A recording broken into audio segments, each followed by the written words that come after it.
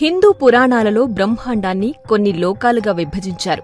ఇవన్నీ విరాట్ పురుషుని శరీరంలోని అవయవాలుగా భావించారు.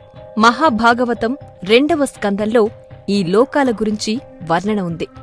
మొత్తం 14 లోకాలని, వాటిలో ఊర్ధ్వలోకాలు అనగా భూమి నుంచి పైనున్నవి 7, అధోలోకాలు అనగా భూమి నుంచి కిందనున్నవి 7. ముందుగా ఊర్ధ్వలోకాలు చూద్దాం. అవి 7. 1 భూలోకం. ఇచ్చట స్వేదం అనగా చెమట నుంచి ఉద్భవించు పేళ్లు లేదా పేరులు, నల్లులు మొదలైనవి. ఉద్భిజాలు అనగా గుడ్డు నుంచి ఉద్భవించు పక్షులు, అలాగే జరాయుజాలు స్త్రీ పశువుల గర్భం నుంచి ఉద్భవించు మానవులు, పశువులు. నీటిలో నివసించే జలచరాలు మొదలైనవి ఉంటాయి. 2వది భువర్లోకము. భూలోకము పైన ఉంటుంది. ఇచ్చట సూర్య, చంద్ర, గ్రహ, నక్షత్రాదులు, అశ్విన్యాది నక్షత్ర సదృప్యాలైన గ్రహరాశులు, సూక్ష్మ శరీరులైన కిన్నెర, కింపురుష, విద్యాధరులు కలరు. సువర్లోకము లేక స్వర్గలోకము. ఇది భువర్లోకము పైన ఉంటుంది. ఇక్కడ అధిష్టాన దేవతలు అగు ఇంద్రాదులు, దిక్పాలకులు, వర్షవాయువులు, ఐశ్వర్యాదులు కలరు. వీరితో పాటు సాధ్యులు, మహర్షులు, గంధర్వులు, అప్సరసులు కలరు. వీరు కామరూపులై భోగాలను అనుభవింతురు. వీరికి వృద్ధాప్యం, శరీర దుర్గంధాదులు ఉండవు. వీరిని క్షుత్పిసలు బాధింపవు. వీరు అయోనిజులు కావున మాతృగర్భవాసం వీరికి ఉండదు. మహర్లోకము. ఇది సువర్లోకము పైన ఉంటుంది. ఇక్కడ దేవతలు తపస్సు చేస్తుంటారు. ఎలా స్వర్గలోకంలోని దేవతలు దివ్య సుఖాలను అనుభవిస్తున్నారో అవన్నీ ఇక్కడ తపస్సు ద్వారా పరిపూర్ణంగా అనుభవిస్తుంటారు. జనోలోకము.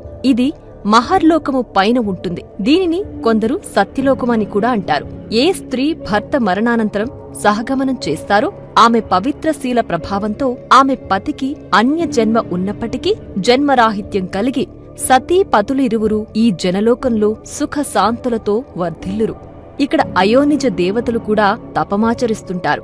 తపోలోకము. ఇది జనోలోకము పైన ఉంటుంది. ఇది సనత్, సనక్, సనందన్ మరియు సనాతన్ అనే 4 కుమారుల నివాసం. వీళ్లు విష్ణుమూర్తి యొక్క మొదటి అవతారాలు. వీరు అమరత్వం కలిగి 5 సంవత్సరాల చిన్నపిల్లల రూపంలో ఉంటారు. వారు బ్రహ్మలోకానికి, మిగతా లోకాలకు సులభంగా వెళ్లివస్తారు. ఇక్కడ అయోనిజ దేవతలు కూడా నివసిస్తారు. పంచభూతాలు, పంచేంద్రియాలు వీరి అధీనంలో ఉంటాయి. కైలాసం, వైకుంఠం, మణిద్వీపం, స్కందలోకం ఇచ్చటనే కలవు. ఈ లోకం సర్వదా సుగంధ ద్రవ్యాలతో, సువాసనలతో, శాంతియుతంగా, సాంద్రానందంతో కూడి ఉంటుంది. భూలోకంలో ఎవరెవరు ఏ ఏ దేవతామూర్తులను ఉపాసిస్తారో ఆయా మూర్తుల రూపాలతో ఇక్కడ తపం ఆచరిస్తున్నారు. ఈ రీతిగా వారు కల్పాంత కాలం అక్కడనే ఉండి కర్మానుసారం భూలోకంలో తిరిగి జన్మించి మరలా పవిత్ర తపాలు ఆచరించి ఎప్పుడు మహాప్రళయంలో సర్వం లయమగునో అప్పుడు వీరు కూడా జన్మరాహిత్యం పొందుదురు. సత్యలోకం. ఇది తపోలోకము పైన ఉంటుంది. ఇక్కడ సృష్టికర్త అయిన హిరణ్య గర్భుడు బ్రహ్మ అను ఒక అధికారిక పురుషుడు ఆ పదవిని అనేకానేక కల్పాలనంతరం ఒక్కొక్కరు పొంది తమ ఆయువు తీరినంతనే బ్రహ్మంలో లయమవుతారు. ప్రస్తుత బ్రహ్మకు మొదటి అర్ధభాగం తీరినది. భావి బ్రహ్మ శ్రీ ఆంజనేయ స్వామి. ఈ లోకంలో కూడా అనేక ఉపాసనలు చేసినవారు, వేదాంత విచారకులు, భూలోకంలో ఆత్మజ్ఞానం పొందినవారు, అసంఖ్యాకులగు మహర్షులు వేదాంత విచారణలు కావిస్తుంటారు. ఇప్పుడు భూలోకానికి కింద ఉండే అధోః లోకాల గురించి తెలుసుకుందాం. అవి 7. ఇందులో మొదటిది అతలలోకం. ఇది భూలోకానికి క్రింద ఉంటుంది. మయుడి కుమారుడైన బలుడి వినోదస్థానం. వీరు సూక్ష్మ శరీరులు, భౌతిక సుఖలాలసులు కావున అధిక మద సంపన్నులుగా ఉంటారు. వితలలోకం. ఇది అతలలోకం క్రింద ఉంటుంది. ఇక్కడ హటకేశ్వరుడు అనగా శివుడు భవానీ అమ్మవారితో వినోదిస్తుంటాడు. హాటకి నదీ జలాలతో తయారైన సువర్ణంతో అసుర స్త్రీలు అలంకరించుకుంటూ ఉంటారు. సుతలలోకం. ఇది వితలలోకం క్రింద ఉంటుంది. సప్త చిరంజీవులలో ఒకరైన మహాపురుషుడు బలిచక్రవర్తి ఇక్కడే ఉన్నాడు. బలిచక్రవర్తి స్వర్గంలో ఉండే ఇంద్రుడు అనుభవించే భోగాల కన్నా ఎక్కువ భోగాలను అనుభవిస్తూ వైభవంగా పాలిస్తుంటాడు. తలాతలలోకం. ఇది సుతలలోకం క్రింద ఉంటుంది. ఇక్కడ యక్షులుంటారు. అలకానగర పరిపాలకుడు కుబేరుడు యక్షులకు రాజు. వీరు అన్ని లోకాలలో ఉన్న గుప్త నిధులను రక్షిస్తుంటారు. మహాతల లోకం ఇది తలాతల లోకం క్రింద ఉంటుంది. ఇక్కడ క్రతుపుత్రులైన వినత క్రతువులు, కాద్రవేయులు అను సర్పాలు సహస్రాది శిరస్సులతో కూడినవారై మహాబలవంతులై కామరూపధారులై తమ పత్నులతో కూడి ఉన్నారు. రసాతల లోకం ఇది మహాతల లోకం క్రింద ఉంటుంది. ఈ లోకంలో పరమేశ్వరునితో సంహరించబడిన దానవేంద్రులైన త్రిపురాసురులు, మాయ విద్యలో నేర్పురులైన అసురులు, రాక్షసులు నివసిస్తారు. ఇక్కడ మయుడు రాక్షసులుండే పట్టణాలను నిర్మిస్తుంటాడు. దానవ దైత్యులు, నివాత కవచులు, కాలకీయులు ఉంటారు. వీరంతా మహాసాహసవంతులు.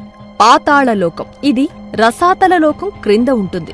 ఇక్కడ నాగలోకాధిపతి అయిన వాసుకి మొదలు శంఖుడు, కులికుడు, ధనుంజయుడు లాంటి మహానాగులన్నీ గొప్ప గొప్ప మణులతో ప్రకాశిస్తుంటాయి. ఆ పాతాళం అడుగునే ఆదిశేషుడుండేది. 30,000 యోజనాల కైవారంలో చుట్టుకుని ఉంటాడు.